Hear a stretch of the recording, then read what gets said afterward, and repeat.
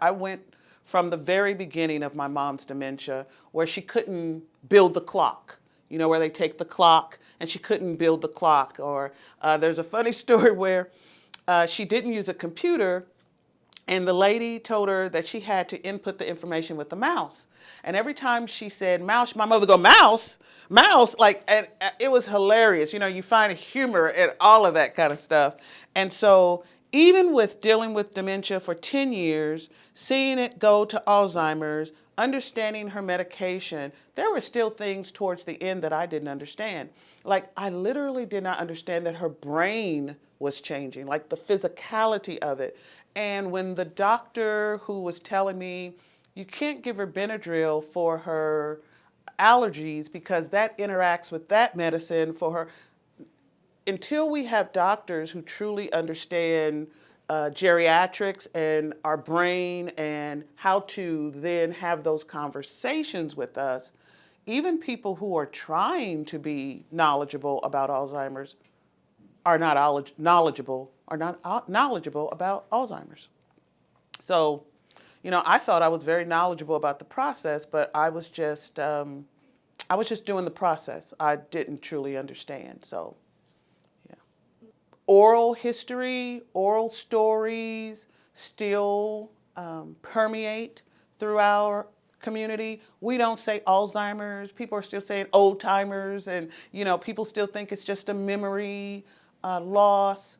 And so, but I think also what is catching up with us is the fact that there are so many African Americans with Alzheimer's, and there's so many experiences that are forcing us to seek help and seek support. So I think CARE is coming along at the right time, because where the pain meets the need, meets the support, meets the intention of CARE, I think is going to help in tremendous ways in our community.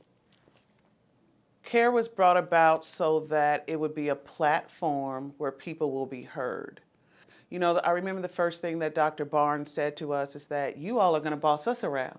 You all are going to tell us what to do and what to say. And I think if they keep that intention that, yes, they are the experts, but being the keepers of the expertise means nothing if they can't share with other people. So I think as long as they keep sharing their expertise with people who have voices and have good intentions to help their community already, and they partner with those people, I think that that's what I would like to see, that portion of CARE where it again is community supporting and saying, yes, we have the information and we're here to share it with you.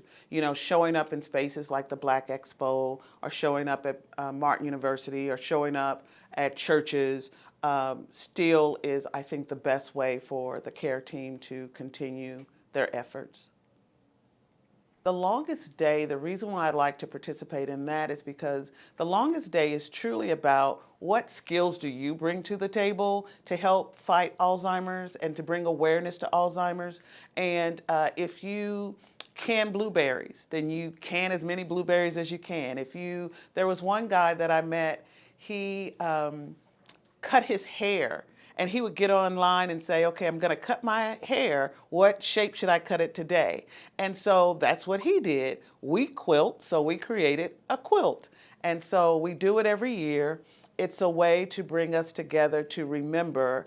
This quilt behind me, we didn't raffle out because in the quilt are stories of our ancestors. So it'll tell their birthplace, where they were born, the stories that surround them. For instance, one of our guild members, her aunt couldn't remember her name, but she could remember to be a great hostess. So every time she came to the house, she remembered to give her candy and to give her treats.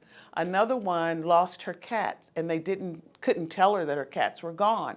But when they gave her a blanket that had cats on it, she would hug that blanket. My great nieces tell the story about the fact that they didn't know that Grandma Linda had Alzheimer's. They just thought she laughs at everything we do, and so that's what we do with quilts. We get to come together as a community of quilters to create something for a community of people, to give money to fight a disease that is affecting us in a really bad ways. So.